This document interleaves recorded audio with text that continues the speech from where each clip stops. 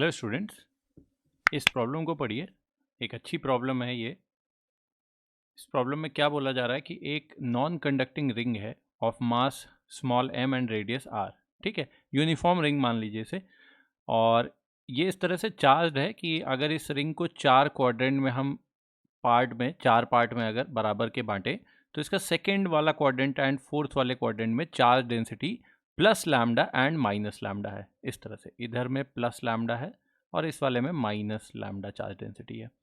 और एक uniform electric field भी इस स्पेस में है एक्स डायरेक्शन में। ये एक्स एंड वाई की डायरेक्शन भी गिवन है, तो इधर की तरफ एक एक्स डायरेक्शन या हॉरिजॉन्टल डायरेक्शन में एक इलेक्ट्रिक फील्ड है ई नॉट आई कैप के बराबर। ठीक है, इसको जैसे ही स्विच ऑन किया गया, इस इलेक्ट्रिक फील्ड पहले नहीं थी, इसको जैसे ही स्विच ऑन किया गया the ring starts rolling without sliding, है ना। उससे पहले ये रिंग रेस्ट पे थी और तुरंत ही वो रोलिंग करना स्टार्ट कर देती है।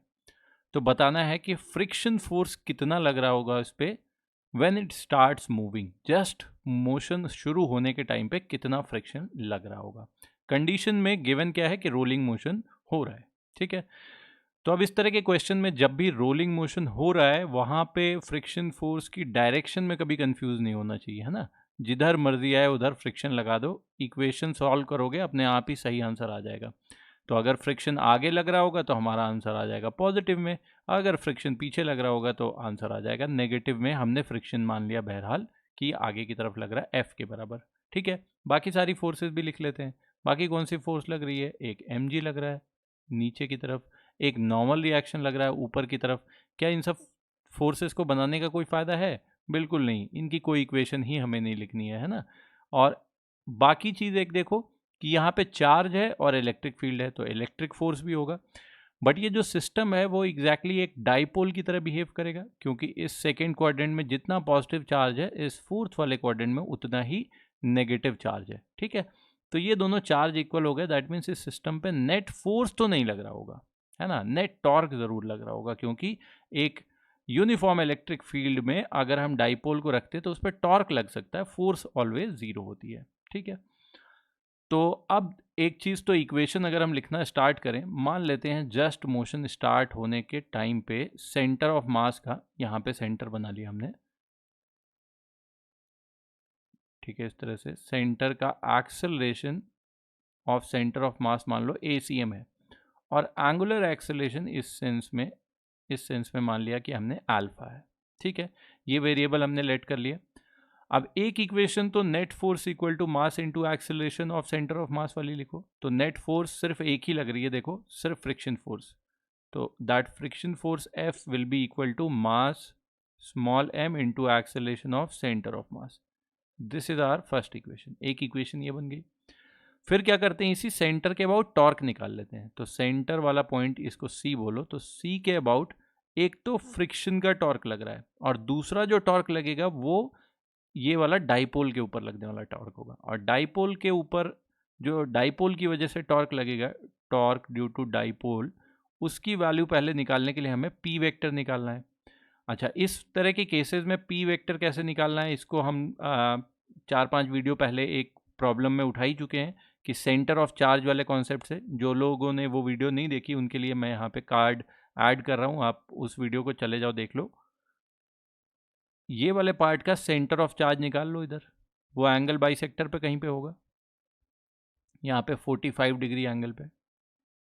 ठीक है, उसकी डिस्टेंस अगर मान लो कि सेंटर से स्मॉल आर है, ये वाली डिस्टेंस लेट से स्मॉल आर है, तो स्मॉल आर की वैल्यू डायरेक्ट आर्क के लिए जो सेंटर ऑफ मास निकालने का फॉर्मूला होता था वहाँ से निकालेंगे। Small R will be equal to capital R sine theta by 2 which is sine basically 45। So sine 45 is basically 1 by root 2 divided by theta by 2 which is pi by 4।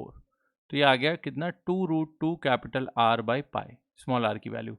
इसी तरह से यहाँ पे अगर देखोगे तो इधर साइड में प्लस क्यू चार्ज है, इधर साइड में माइनस क्यू चार्ज है। ये पूरा जो एक क्वार्टर ऑफ द आर्क पे जितना चार्ज फैला हुआ था उस सारे चार्ज को इस प्लस क्यू में बोल रहा हूँ। ठीक है, और दोनों चार्जेस के बीच की डिस्टेंस हो गई 2 इंटू स्मॉल आर के बराबर। तो अगर मैं डाइपोल मोमेंट लिखना चाहूँ P वेक्टर या magnitude of dipole moment P, तो that will be 2 times small R which is 4√2 capital R by pi multiplied by charge Q, और क्यू की वैल्यू को मैं लिख सकता हूँ lambda into this arc length which is 1/4 का हो गया pi R by two, pi R by two. तो इस तरह से करके देखोगे तो ये कितना आ जा रहा है, पाई से तो पाई कैंसिल हो गया, 2 से इधर 2 चला जाएगा, तो ये हो गया 2√2 लैम्डा आर स्क्वायर के बराबर का पी की वैल्यू आ गई। और जो टॉर्क की वैल्यू आएगी, टॉर्क का मैग्नीट्यूड निकालो, या डायरेक्शन भी अगर देखना है तो डायरेक्शन देखो कि टॉर्क वेक्टर इस तरह से है, नेगेटिव से पॉजिटिव की तरफ होगा, मतलब वर्टिकल डायरेक्शन के साथ, वर्टिकल डायरेक्शन के साथ ये 45 एंगल बना रहा है P vector, this is P vector.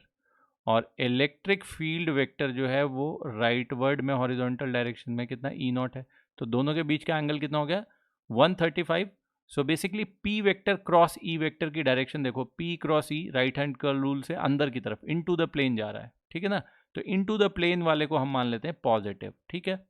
तो वो चीज़ हो गया पॉजिटिव, कितनी वैल्यू आ जाएगी मैग्नीट्यूड में देख लो, तो मैग्नीट्यूड हो जाएगा P E naught sine of 90 + 45 which is sine 45 basically, या cos 45 1/√2, तो p into E into cos 45 which is 1/√2। तो यहाँ से p की वैल्यू उठाया, e की वैल्यू उठाया ई नॉट इंटू 1/√2 कर दो, तो ये √2 कैंसिल हो गया, तो जो टॉर्क का मैग्नीट्यूड आ गया वो आ गया 2 E naught lambda R square के बराबर। ये तो आ गया टॉर्क ड्यू टू डाइपोल। अब नेट टॉर्क अगर हम लिखेंगे तो दूसरी इक्वेशन हमें लिखनी चाहिए, net torque on the body that should be equal to moment of inertia into alpha. Moment of inertia centre के अबाउट रिंग का जो होता है वो कितना होता है, एम आर स्क्वायर होता है। सो एम आर स्क्वायर, या स्मॉल नहीं लिखना चाहिए यहाँ पे, कैपिटल आर लिखना चाहिए रेडियस के बराबर। So M capital R square into alpha, ठीक है, ये इक्वेशन बन गई सेकेंड।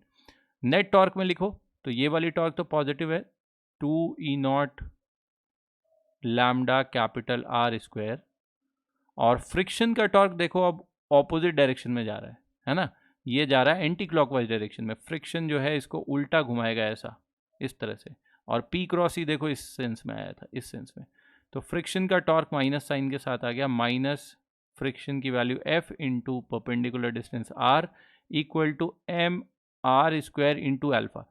अब इस अल्फा की वैल्यू चाहो तो एक कंडीशन ऑफ रोलिंग हम लोग लिखते हैं कि नीचे वाले पॉइंट या पॉइंट ऑफ कांटेक्ट का टेंजेंशियल एक्सेलरेशन क्या होना चाहिए, 0।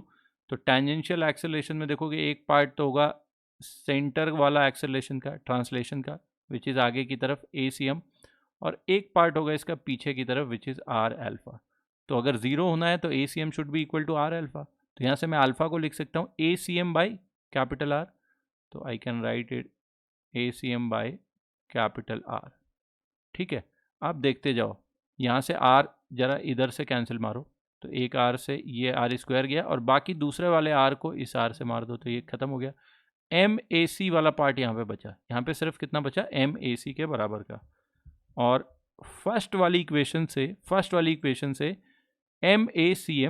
MACM को रिप्लेस कर सकते हैं हम किससे, स्मॉल f से, तो ये वाली इक्वेशन कितनी बन जाएगी, 2 E naught lambda R minus F will be equal to F, और यहाँ से ये एफ उस साइड गया, 2 से 2 कैंसिल हो जाएगा, तो जो फ्रिक्शन फोर्स की वैल्यू आ रही है वो कितनी आ रही है, E naught times lambda times R, ये वैल्यू देखो आ गई कैसी, पॉजिटिव, और ये पॉजिटिव आ गई तो हमारा अजम्पशन क्या हो गया, सही हो गया कि फ्रिक्शन फोर्स आगे की तरफ लग रहा है और इसका मैग्नीट्यूड इतना होगा।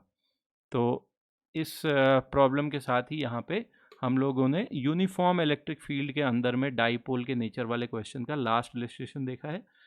इसके अलावा भी आप और भी अच्छे अच्छे क्वेश्चंस इलेक्ट्रोस्टैटिक्स की प्लेलिस्ट में जाके देख सकते हो, है ना, पाथ फाइंडर के और भी बुक्स के अच्छी AITS के प्रॉब्लम्स, और डिफरेंट चैप्टर के भी जाके आप डिफरेंट प्लेलिस्ट में जाके ढूंढ सकते हो सब कुछ। और अगर वीडियोस अच्छी लग रही हो तो प्लीज़ इसको लाइक करो, कमेंट करो, शेयर करो, मोस्ट इम्पॉर्टेंटली शेयर करो लोगों को, और स्टूडेंट्स को ये चीज़ पहुंचने दो। Thank you.